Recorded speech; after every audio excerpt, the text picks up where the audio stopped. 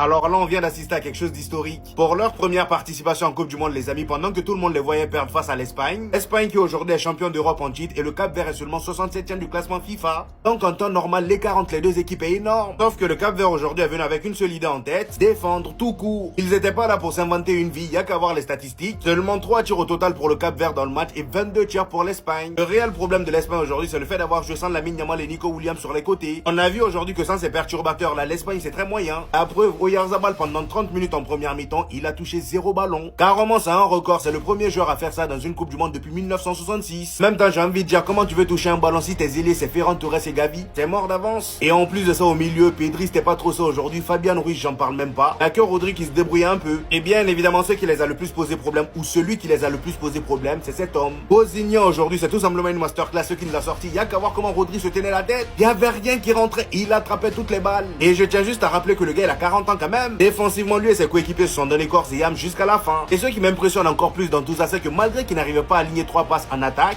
défensivement, à chaque fois qu'il récupérait le ballon, ils étaient jamais en panique. Malgré le haut pressing de l'Espagne, ils étaient jamais en panique. Et sans surprise, l'entrée de Lamine Yamal en deuxième mi-temps a bien bousculé les choses. Mais malheureusement, ça l'a pas fait. Le Cap-Vert a tenu.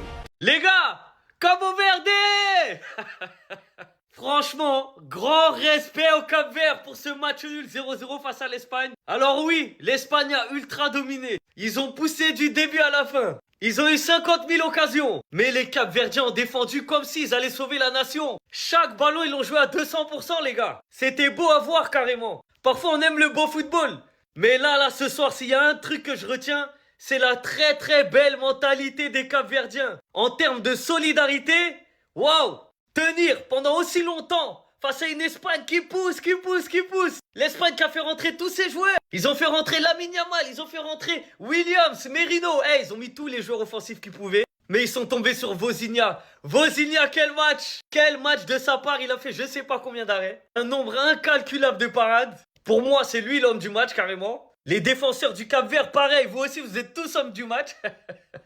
C'est incroyable comment ils se sont battus, comment ils ont mouillé le maillot, les gars. Et ce que j'ai kiffé de la part de toute l'équipe capverdienne, c'est que malgré l'ultra domination de l'Espagne, ils ont pas paniqué. Ils ont pas paniqué, les gars. Genre, des fois, ça ressortait le ballon de manière propre. Le gardien, limite, il joue avec le temps, mais de manière... j'ai jamais vu ça, il court avec le ballon. Ils sont restés solidaires et disciplinés. C'était le premier match du Cap-Vert à la Coupe du Monde. Et ils ont réussi à prendre un point face aux champions d'Europe en titre et un des favoris de la Coupe du Monde, si ce n'est le favori. Parce que tout le monde les met favoris numéro 1. Aujourd'hui, les joueurs capverdiens, certes, ils avaient moins de talent que les joueurs espagnols, mais ils y ont mis beaucoup, mais beaucoup plus de cœur. Ne pas céder face à une telle pression... Chapeau Cabo Verde. On m'avait dit que le premier 0-0 de la Coupe du Monde, ça serait Espagne-Cap-Vert. Tout d'abord, bravo Cap-Vert. Félicitations les Cap-Verdiens. D'ailleurs les gars, ce soir à 23h30 sur ma chaîne, sur la plateforme Violette, je recevrai Moussa. On parlera bien évidemment du match de la Côte d'Ivoire face à l'Équateur et on parlera du match de l'Espagne et on reviendra sur tous les matchs du Mondial. 23h30, soyez là. Tenir en échec les champions d'Europe, fallait le faire. Il n'y a qu'à voir les stats du match pour comprendre. Hein. Le Cap-Vert est venu avec un plan, ils l'ont appliqué, ils sont repartis avec le point du nul. Attends, on va pas se mentir. Quand on l'a vu partir à l'échauffement, on s'est dit c'est fini pour le Cap-Vert. Moi le premier. Parce qu'à la base, la compo qu'il avait affichée, Dieu sait comme j'aime Gavi, hein. Mais t'arrives dans un match où tu vas sûrement dominer et tu mets 4 milieux de terrain, incompréhensible. Au final, Lamine Yamal, il est rentré, il a fait tout son possible, mais ça n'a pas suffi. Il faut juste rendre hommage au MVP du jour, Vozinha. Cet arrêt, il a écœuré toute l'équipe espagnole. Et c'est ça aussi la Coupe du Monde, les belles histoires. Parce que le Cap-Vert, c'est leur première participation au mondial. Après qu'on se dise les choses, ils ont été bien aidés par Ferran Torres aujourd'hui. Voilà, Cucurella qui la remet à Ferran et il tire sur la barre. Moi, je veux bien défendre mes joueurs. Je suis toujours derrière mes joueurs. Toujours. Mais il y a des fois, on peut rien faire. Il aura essayé côté espagnol, hein. Malheureusement, quand ça veut pas, ça veut pas. Donc je répète encore une fois, félicitations au Cap-Vert. J'espère que l'Espagne va vite se réveiller. Très très vite. Bon les gars, l'Espagne qui est tenue en échec par le Cap-Vert. Le champion d'Europe, le favori pour ce mondial, est tenu en échec par le Capo Verde. Alors les gars, c'est entièrement mérité parce que putain, qu'est-ce qu'ils ont bien défendu. C'était de l'art aujourd'hui. Je tiens à remercier le gardien du Cap-Vert qui a été héroïque. Il a fait une multitude de parades et franchement, il n'a pas été complexé là aujourd'hui. a été suivi par des très bons défenseurs. Ne vous fiez pas aux notes, hein. On sait très bien que Flashscore, il note au hasard. Que ce soit Borges, Lopez ou Cabral, c'était incroyable. Pourtant, l'Espagne a joué assez offensif. Mais c'était en vain, il n'y avait pas de solution. Regardez le nombre de joueurs qu'il y avait devant. Ça mettait la pression à cette équipe-là, mais ils n'ont pas lâché. D'ailleurs, bien fait pour toi, De La Fuente. Et Gavi, gratuit, t'es nul. Si je suis sélectionneur du Cap-Vert, je te sélectionne même pas. Voilà, t'as pas le niveau pour le Cap-Vert. Le seul joueur espagnol qui était à son niveau habituel, c'était un Madrilène. Et c'était Cucurella. En plus, il a essayé de régaler un Barcelonais. Normalement, ça devait faire but. Mais vous connaissez, les Barcelonais aiment trop la barre. Et au final, c'est ça qui a coûté le match. Bravo au Cap-Vert, vous marquez tout simplement l'histoire de votre pays. Et que ça fait plaisir. Dans le bien, dans le bueno. Ça à toi. Moi en tout cas, bien, alhamdoulilah. Vous vouliez de la Coupe du Monde. Vous nous avez dit les favoris. Des superstars en voici, en voilà. Aujourd'hui, tu pouvais même ramener Xavi, Iniesta, Busquets. Tu pouvais même placer 6 joueurs sur la ligne offensive. Aujourd'hui, c'est le Cap-Vert. Aujourd'hui, c'est Vozinha, 40 ans. 50 000 euros de valeur marchande. Une domination à gogo, mais en vain. Et on vous avait dit quoi? Respectez l'Afrique. Pour le coup, choqué, il peut l'être. J'ai un flashback d'Arabie Saoudite-Argentine dans ma tête de la dernière Coupe du Monde. Bien que tous les scénarios ne sont pas voués à être les mêmes. L'Espagne a joué, l'Espagne s'est procuré énormément d'occasions. Même de Cucurella, le nouveau latéral du Real Madrid, qui a fait un travail incroyable pour ses coéquipiers. Mais des fois, il faut pas chercher. Le Cap-Vert a fait preuve d'une résistance inouïe, une solidité dont j'ai pas les mots. Hormis de montrer une continuité de leur dernière performance, montrer que désormais, il n'y a plus de complexe. Montrer que désormais, les pays d'Afrique sont à respecter. Bien évidemment, c'est son match retour. De l'autre côté, Nico Williams n'était pas là non plus. Mais sans ce duo, au final, on a sorti cette Espagne faible, les gars. D'un manque de réalisme, mais cruel. Le Cap-Vert réalise la meilleure opération possible ce soir. Et l'Espagne est désormais dans l'obligation de prendre énormément, mais alors énormément, les prochains matchs à venir au sérieux. L'exploit est exceptionnel. Respectons le Cap-Vert. Pour sa première participation à une Coupe du Monde, le Cap-Vert a tenu en échec l'Espagne, le champion d'Europe en titre. Est-ce que vous vous rendez compte? Avec un goal dans les buts qui a 40 ans. Les gars, il a fait un match. Non, franchement, les Cap-Verdiens, trop fiers de vous aujourd'hui. Les gars, l'Espagne, ils avaient tellement pas de solution qu'ils ont été obligés de faire rentrer l'arme secrète. Ils ont fait rentrer Lamine Yamal, alors qu'il revient de blessure. Rendez-vous compte. Alors, on pourra dire ce qu'on veut. Peut-être que l'Espagne, ils ont pas été très bons, etc. Mais là, il faut retenir la perf du Cap-Vert. Sincèrement, première participation en Coupe du Monde. Tu viens contre le champion d'Europe avec tes armes et tu les tiens en échec. Tu prends le premier point de ton histoire dans une Coupe du Monde face à l'Espagne. C'est trop fort. Ça montre aussi à quel point la sélection du Cap-Vert en quelques années, comment elle a progressé. Ils ont participé à la CAN. Ils se sont qualifiés pour la Coupe du Monde. Je crois devant le Cameroun en plus, un truc comme ça. Les gars, ils progressent. Et là, eux, ils viennent décomplexer. Je l'avais dit dans une vidéo en plus. Franchement, mes caps, félicitations à vous. Tous ceux qui ont dit qu'on allait prendre des 10-0, 9-0. Oui, il n'y a pas eu de but 0-0, malheureusement pour vous. Oui, mon équipe a très bien défendu. Oui, les gars, on a défendu, c'est tout. C'est tout ce qu'on doit retenir, que des guerriers sur le terrain, les gars. Moi, je sais que mon équipe, là, on peut faire mieux que ça avec le ballon. Mais bon, c'est l'Espagne en face, les gars. Ils ont la possession. On doit défendre. Le peu de contre qu'on a eu, on doit maîtriser ça mieux que ça. Malheureusement, on n'a pas su faire ça, mes gars. Mais je suis très fier de mon équipe, carrément. Mais bien évidemment, Papi Pérez, ouais.